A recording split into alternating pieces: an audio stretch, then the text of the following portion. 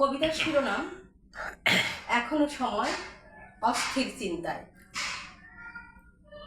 জান্নাতুল ফেরদৌসী।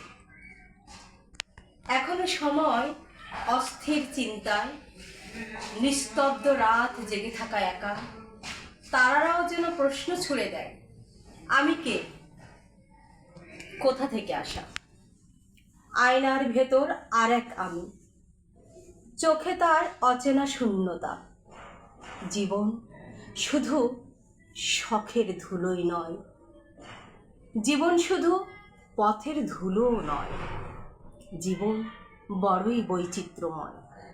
গভীর সত্যতা আর সভ্যতা, সময় বয়ে যায় নদীর মতো, তবু মন দাঁড়িয়ে থাকে স্থির। অস্তিত্ব কি কেবল নিঃশ্বাস, নাকি স্বপ্নের ভেতর আর এক বাস্তবতার অবাধ বিচরণ?